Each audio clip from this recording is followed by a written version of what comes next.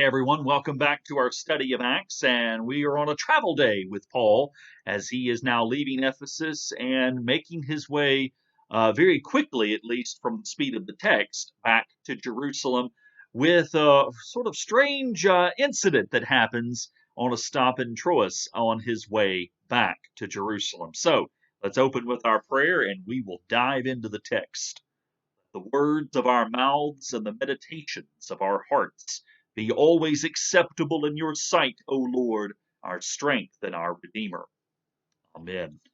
All right, so our reading for today is chapter 20, verses 1 through 16. After the uproar had ceased, Paul sent for the disciples. After encouraging them and saying farewell, he left for Macedonia. When he had gone through those regions and had given the believers much encouragement, he came to Greece, where he stayed for 3 months. He was about to set sail for Syria when a plot was made against him by the Jews, and so he decided to return through Macedonia. He was accompanied by Sopater, son of Pyrrhus from Berea, by Aristarchus and Secundus from Thessalonica, by Gaius from Derbe, and by Timothy, as well as by Tychicus and Trophimus from Asia. They went ahead and were waiting for us in Troas. We sailed from Philippi after the days of unleavened bread, and in 5 days we joined them in Troas, where we stayed for 7 days.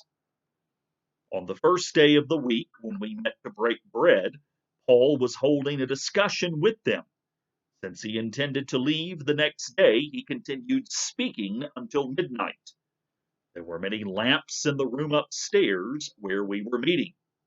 A young man named Eutychus, who was sitting in the window, began to sink off into a deep sleep while Paul talked still longer. Overcome by sleep, he fell to the ground 3 floors below and was picked up dead. But Paul went down and bending over him, took him in his arms and said, "Do not be alarmed, for his life is in him." Then Paul went upstairs, and after he had broken bread and eaten, he continued to converse with them until dawn. Then he left. Meanwhile, they had taken the boy away alive and were not a little comforted. We went ahead to the ship and set sail for Assos, intending to take Paul on board there. For he had made this arrangement intending to go by land himself. When he met us in Assos, we took him on board and went to Mytilene. We sailed from there, and on the following day we arrived opposite Chios. The next day we touched at Samos, and the day after that we came to Miletus. Paul had decided to sail past Ephesus so that he might not have to spend time in Asia.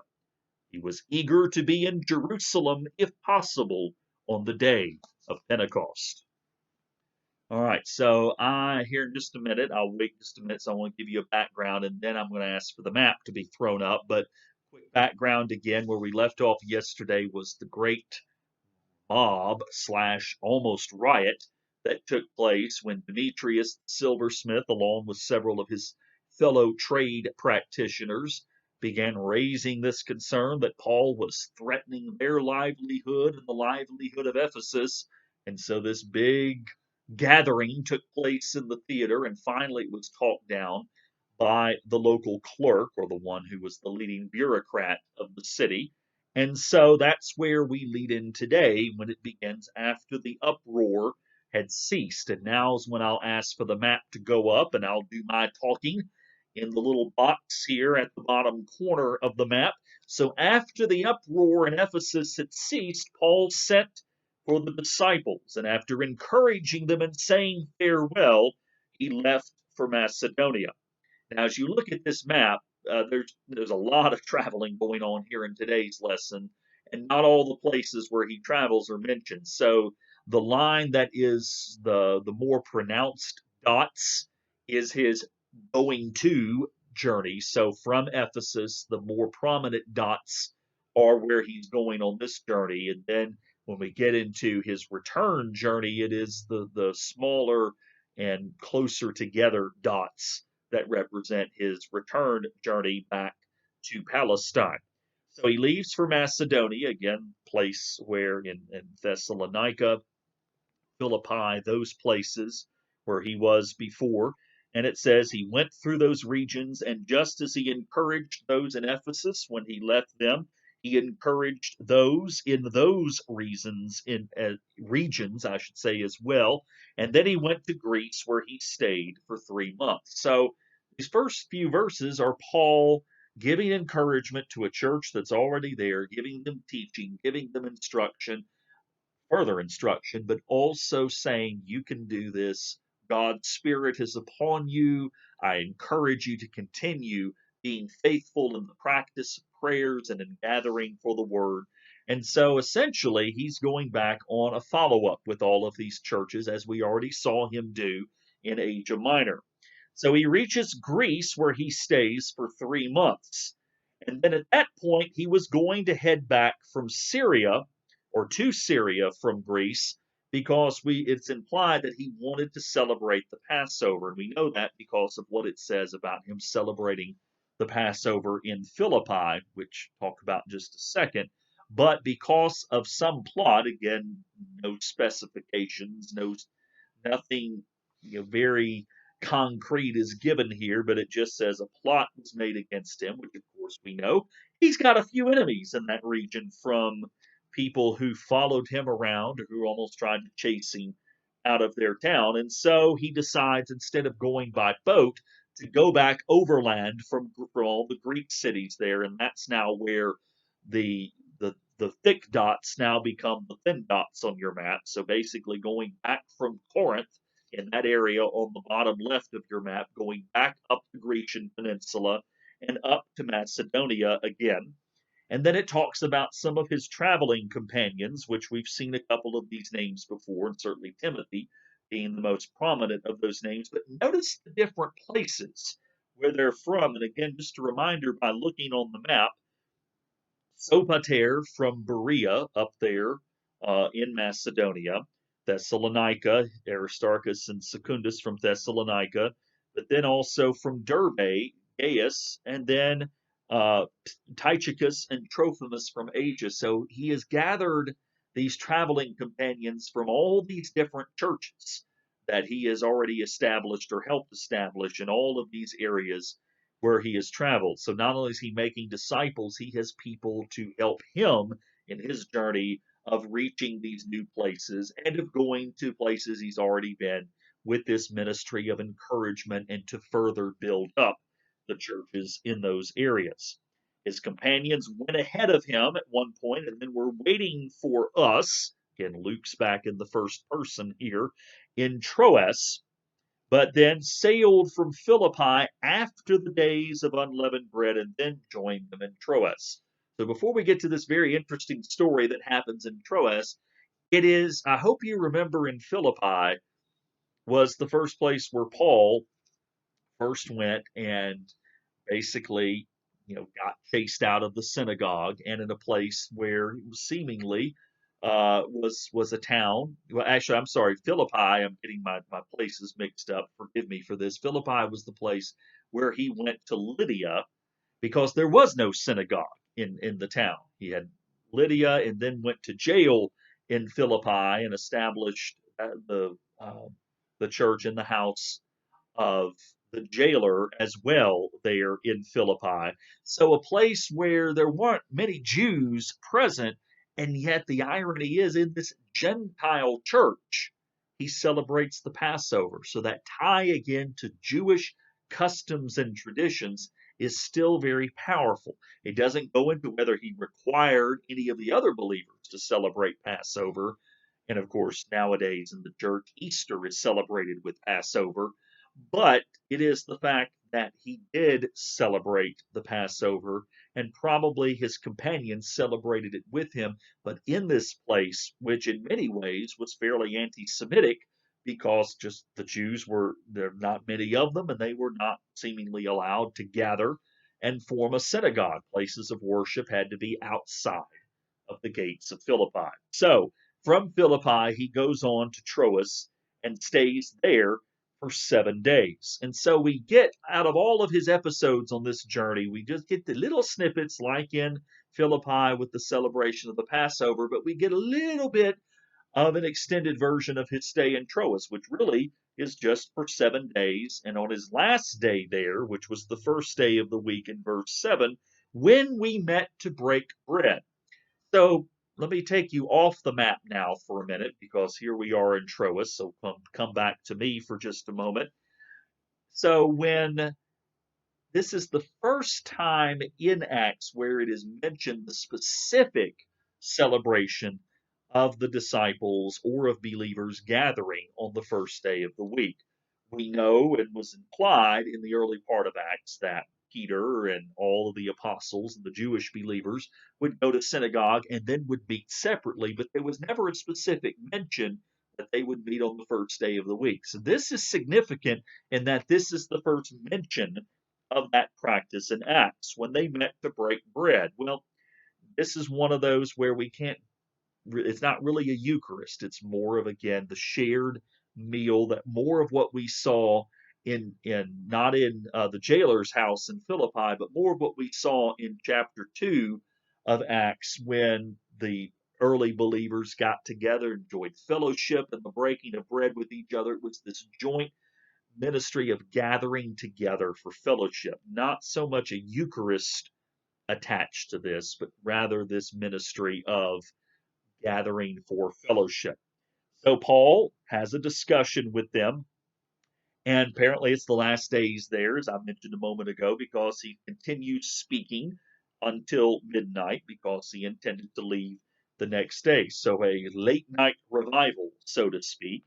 And really, the discussion just seems to be that he's having a Bible study, for lack of a better word, again, just to continue to root people who are already believers into the knowledge of Jesus as the Messiah. And here's the scriptural proofs behind this. Well, we get this scene that it's late at night, there's many lamps in the room. Notice as well, he talks about it's a room upstairs. Uh, I hope you get the sense of the upper room meeting of the Passover with Jesus and his disciples, because there is a little bit of connection to that. And I don't think it's an accident that Luke mentions that here. Passover celebration is ended, mind you, because Paul celebrated that just before he arrived to Troas and Philippi, but it is an upper room meeting in which Paul is leading this Bible study. A young man named Eutychus. Eutychus, the word literally means lucky. That's so some scholars actually don't think Eutychus actually exists. This story is just an invention of Luke. Um, I don't think the story is an invention. The name might be. It is a pun, to say the least. He is lucky. He wasn't lucky falling out the window, but he's lucky that he was restored to life.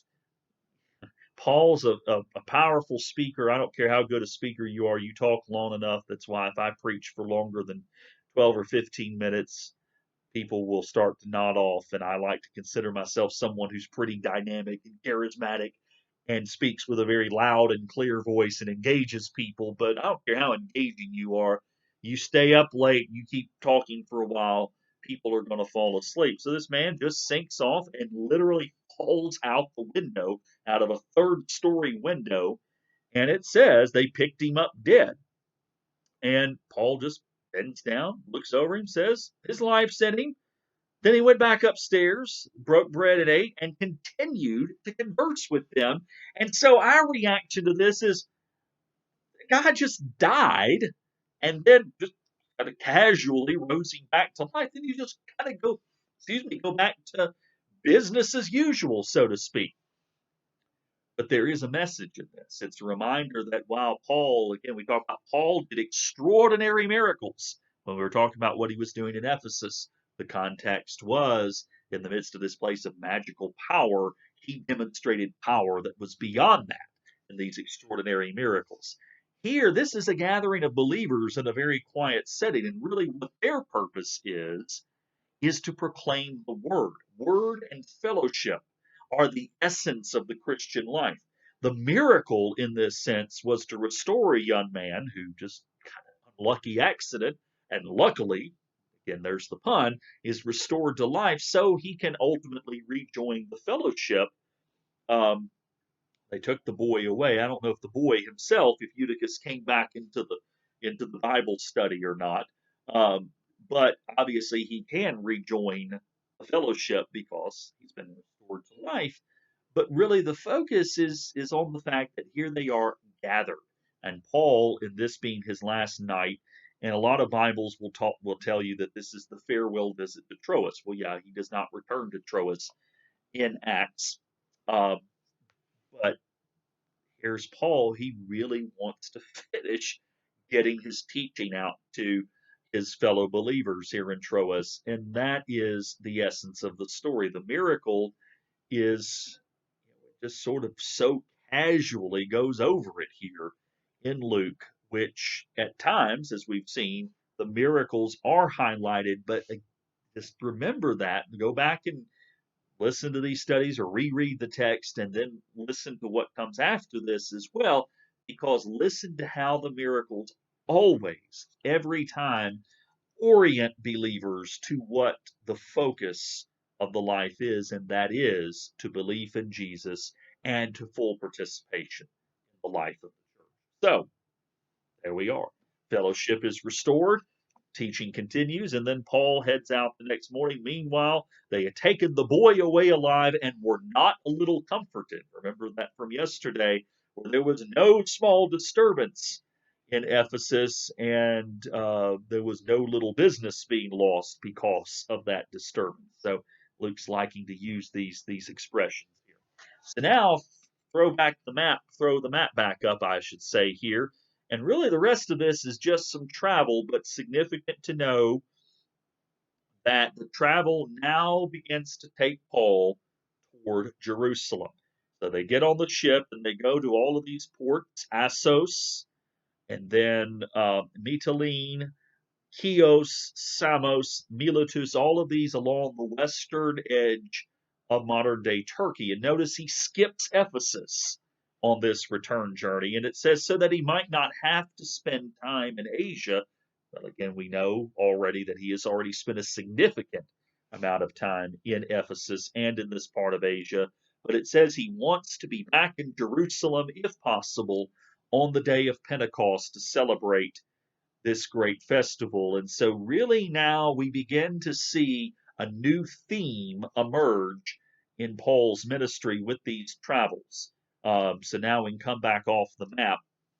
What happens is now he goes to Jerusalem, and the tenor of his ministry and what happens to him at Jerusalem now is not that he is going to pay his respects within Jerusalem and to go to the festival, but also he is going to have a confrontation within Jerusalem itself, which is then going to precipitate him being sent to Rome, where he proclaims the gospel in this great climactic fashion that is the finality of this great journey and story of the book of Acts that Luke portrays. So, traveling now becomes even more of, of something that is of essence in Acts, even though for the next few chapters we're not going to see Paul move around that much. But the traveling now has set him up for this final journey of where he progresses from Jerusalem through all of these great difficulties in getting to Rome, shipwrecks, and all of these other things that happened to him. So we are now really entering the transition to the final phase of Acts. So we will then cover, actually not tomorrow because today's Saturday, we will cover on Monday the end of chapter 20, which is actually a letter back to the elders of the Ephesian church. Again, a church which is a near and dear community to Paul. And it is going to really kind of focus on where his ministry is going to go, but also as a message to them that this is what you can expect in your ministry as well. Namely, hardships and persecutions are going to come your way. So, shifting, and we're getting close to the end of this wonderful journey. Yeah, we still have a few weeks to go in our study.